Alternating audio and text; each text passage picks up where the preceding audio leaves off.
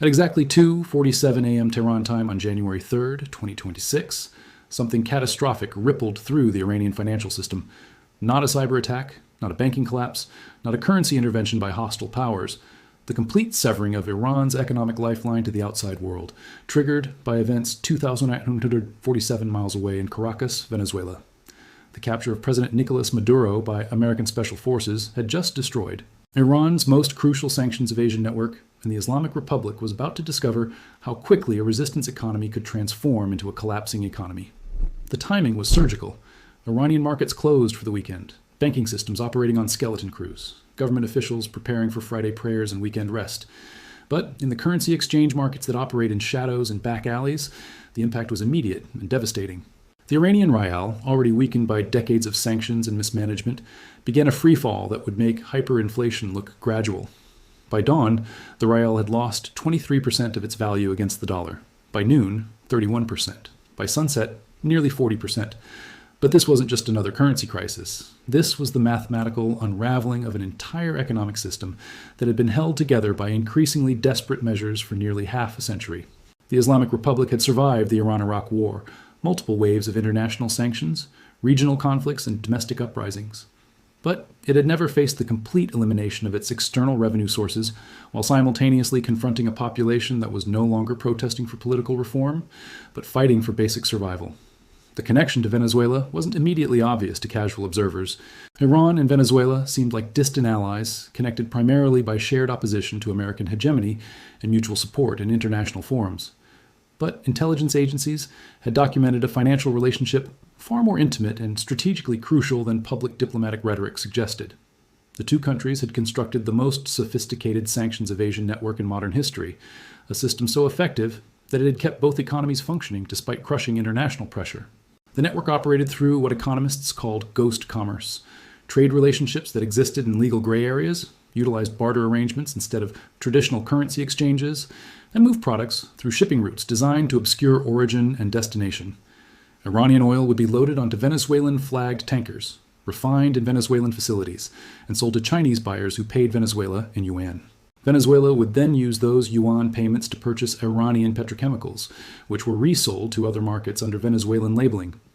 The arrangement provided Iran with approximately $2.8 billion annually in hard currency revenue that bypassed traditional banking systems monitored by international sanctions enforcement. For Venezuela, the partnership provided technical expertise for oil extraction and refining that their own industry could no longer provide, due to decades of mismanagement and brain drain. The relationship was symbiotic, mutually beneficial, and absolutely essential for both governments' survival. Maduro's capture by American forces on January 3rd didn't just remove a political ally. It eliminated the institutional knowledge, diplomatic relationships, and operational capabilities that made the Iran-Venezuela sanctions evasion network function. Within hours of Maduro's detention in Miami, Venezuelan officials began cooperating with American investigators to document the scope of sanctions violations. The evidence they provided detailed not just oil transactions, but weapons transfers, technology exchanges, and financial arrangements that had sustained both regimes for years. More immediately, the disruption of Venezuelan operations left Iranian oil tankers stranded in international waters without destination ports, Iranian petrochemical shipments, without buyers and Iranian financial institutions, without access to the yuan liquidity that had become essential for international transactions. The Islamic Republic faced a sudden stop in external revenue that represented nearly 40% of government operational funding. The initial currency decline triggered a cascade of economic disruptions that revealed how fragile Iran's internal economy had become after years of international isolation. Iran imports approximately 60% of its food supply, including basic staples like wheat, rice, and cooking oil. As the rial collapsed, import costs exploded overnight. A bag of rice that cost 150,000 rials on January the 2nd cost 240,000 rials on January 4th. Cooking oil prices doubled. Meat became unaffordable for working-class families who were already struggling with inflation that had exceeded 50% annually for the previous 3 years. But the crisis extended far beyond food imports. Iran's pharmaceutical sector depended on imported raw materials and finished drugs for treating chronic conditions like diabetes and heart disease.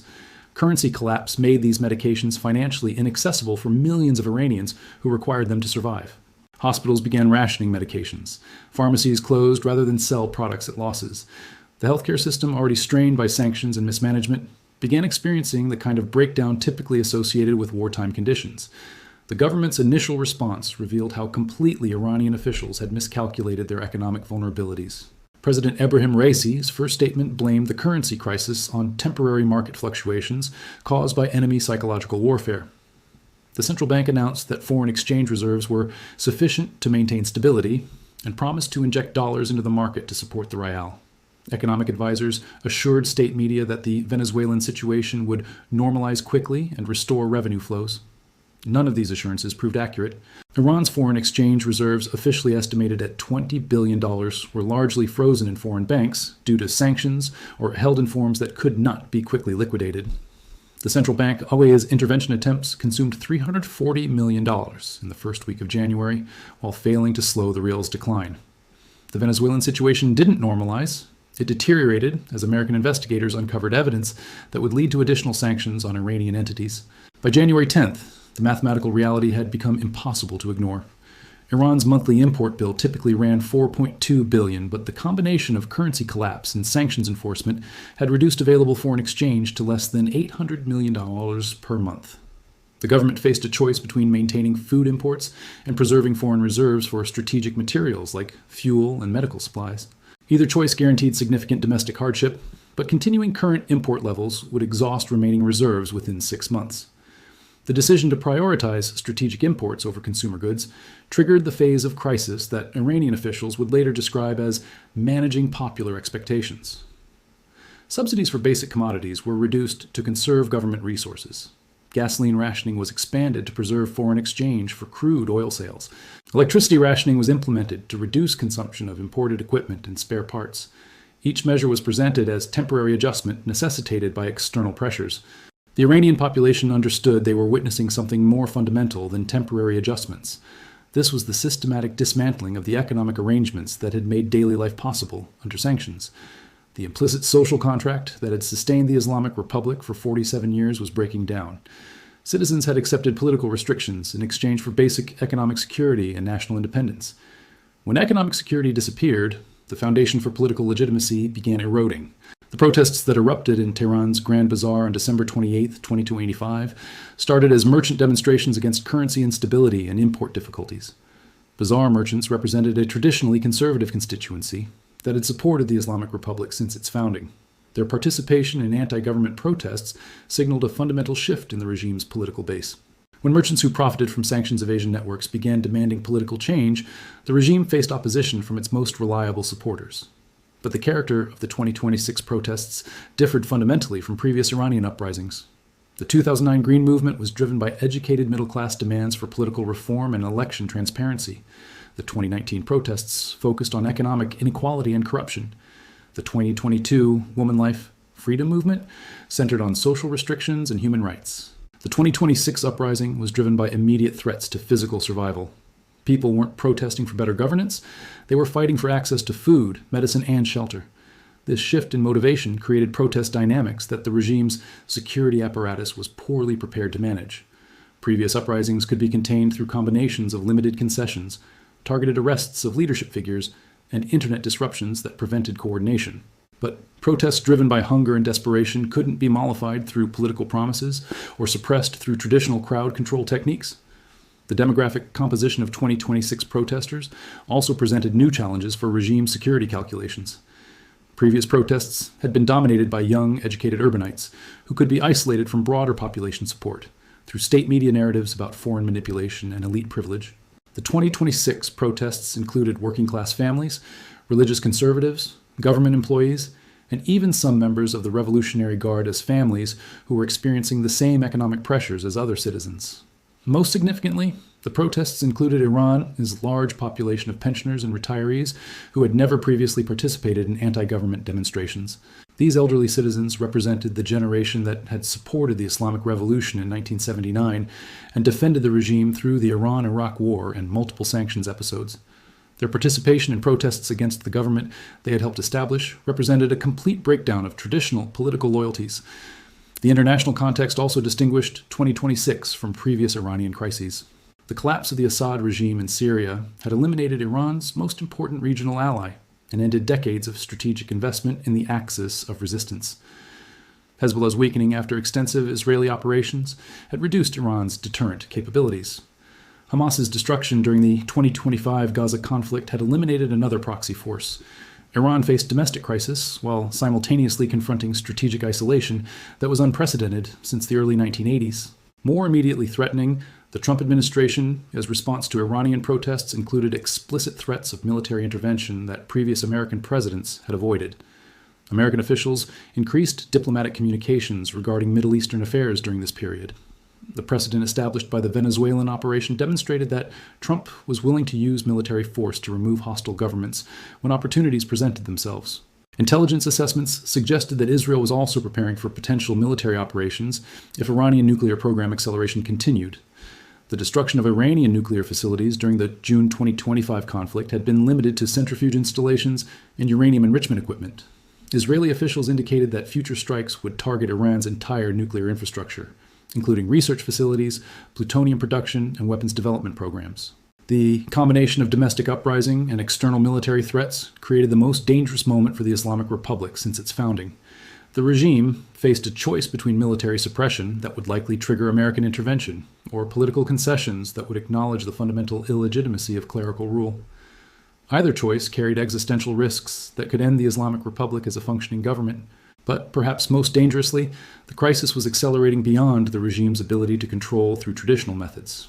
Supreme Leader Ali Khamenei's disappearance from public view fueled speculation about leadership succession at the worst possible moment.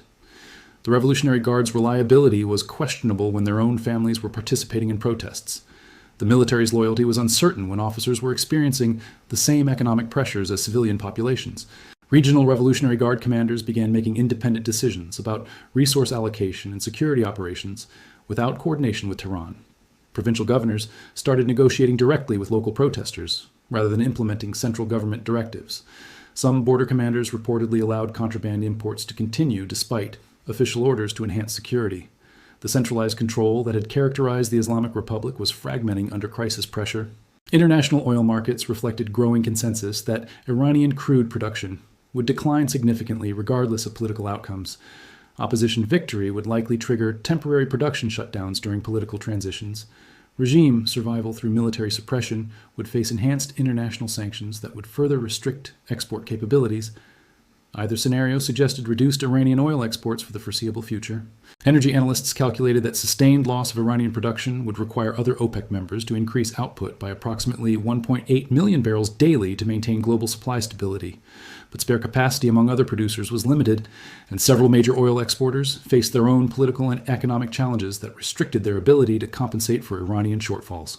The strategic implications extended beyond energy markets to regional security arrangements that had been built around Iranian power projection capabilities. Iran's network of proxy forces across the Middle East depended on financial support, weapons transfers, and operational coordination that were being disrupted by domestic crisis. Without reliable Iranian backing, proxy organizations faced degraded capabilities that would alter regional balance of power calculations. American military planners recognized that Iranian state collapse would create opportunities for expanded American influence across the Middle East, but also risks of state failure that could destabilize neighboring countries. Iraq's large Shia population maintained cultural and religious ties to Iran that made Iraqi stability dependent on Iranian political outcomes. Afghanistan's security situation could deteriorate if Iranian support for Taliban opponents was eliminated. Persian Gulf maritime security arrangements assumed Iranian naval capabilities that might disappear during political transitions. Imagine a country at a crossroads where history and the future are locked in a tense battle. This is Iran today, a nation of immense cultural heritage, now grappling with a crisis that echoes far beyond its borders. For decades, the world has watched Iran, but today, the story is unfolding at a breakneck pace, driven by economic hardship, social unrest, and a political system under immense pressure. What's really happening behind the headlines? How are ordinary Iranians navigating this storm, and what does it all mean for the rest of the world? Join us as we go deep inside the Iranian crisis. The story of Iran's current economic turmoil is a complex web of international sanctions, domestic policy decisions, and global market forces. For years, sanctions, primarily led by the United States, have targeted key sectors of the Iranian economy, especially its lifeblood, oil exports. The goal was to pressure the regime over its nuclear program and regional activities. The impact? Devastating. Billions of dollars in oil revenue were lost, Access to the global financial system was severed, and foreign investment dried up almost overnight. But it's not just about sanctions. Inside Iran, critics point to years of economic mismanagement and corruption that have worsened the situation. The value of the Iranian rial has plummeted, wiping out savings and making everyday goods unaffordably expensive. Inflation has skyrocketed, with the price of basics like bread, meat, and cooking oil sometimes doubling or tripling in a matter of months. For the average family, this isn't just a headline, it's a daily struggle for survival. Imagine your salary staying the same while your grocery bill quadruples. That's the reality for millions. This economic freefall has pushed a significant portion of the population below the poverty line, fueling a deep-seated anger and desperation that has spilled onto the streets. This economic despair is the fuel for a fire of social unrest that has been simmering for years. It's a story that often gets simplified in the media, but the reality is far more nuanced. The protests we see are not just about bread prices. They are about dignity, freedom, and a deep yearning for change, especially among Iran's youth. With over 60% of its population under the age of 30, Iran has one of the youngest societies in the world. This is a generation connected to the global community through the internet, despite state censorship. They see a different world, a different future, and they are demanding their place in it. The flashpoint for the most recent wave of major protests was the tragic death of Mahsa Amini in the custody of the morality police. Her name became a global symbol, igniting the woman life freedom movement. This wasn't just a protest, it was a social revolution led by women, challenging decades of strict social controls. Women defiantly removed their hijabs in public, an act of civil disobedience that would have been unthinkable just a short time ago. Men stood beside them, recognizing that the fight for women's rights is a fight for everyone's freedom. The regime's response has been severe. Security forces have been deployed, internet access has been restricted to disrupt communication, and thousands have been arrested. Yet, despite the risks, the spirit of resistance continues to find new ways to express itself, through art, music, and quiet acts of daily defiance. It is a powerful testament to the resilience of the human spirit in the face of overwhelming pressure. Internationally, the world is divided on how to respond to the crisis in Iran. On one side, you have nations like the United States and several European countries that have imposed further sanctions on individuals and entities linked to the regime's crackdown. They voiced strong support for the protesters and condemned the human rights violations. They believe that maximum pressure is the only way to force a change in the regime's behavior. Diplomatic channels have frozen, and the rhetoric has become increasingly harsh. On the other side, countries like China and Russia have maintained close ties with Tehran. They view the situation as an internal affair and oppose what they see as foreign interference. They continue to engage in trade and offer political support, providing the Iranian government with a crucial economic and diplomatic lifeline.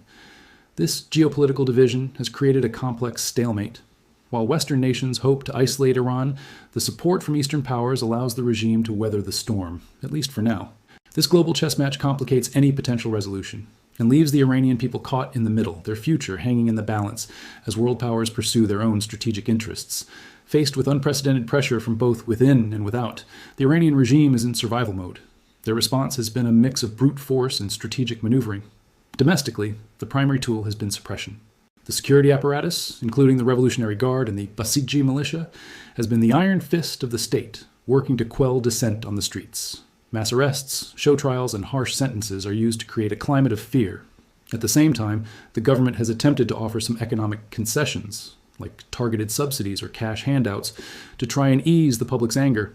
However, these measures have often been too little, too late, and have failed to address the root causes of the economic crisis. On the international stage, the regime has played a careful game. It has deepened its alliances with Russia and China, securing economic partnerships and military cooperation. It has also continued to advance its nuclear program, using it as a bargaining chip to gain leverage against the West. By enriching uranium to higher levels, they send a clear message. The cost of continued pressure will be a more advanced and potentially more dangerous nuclear program. This two-pronged strategy, unyielding control at home and defiant maneuvering abroad, is designed for one purpose: to ensure the survival of the Islamic Republic, no matter the cost to its people or its relationship with the world. So, what does the future hold for Iran? It's the question on everyone's mind, and there are no easy answers. One possibility is that the regime, through its combination of suppression and strategic alliances, manages to maintain its grip on power. The protests may subside, not because the grievances are gone, but because the cost of dissent becomes too high. In this scenario, Iran could become even more isolated from the West, moving deeper into the orbit of China and Russia, and the cycle of sanctions and defiance would continue. Another possibility is that the pressure from within becomes too great to contain. The woman life freedom movement has shown that a fundamental shift has occurred in Iranian society. The fear barrier has been broken for many.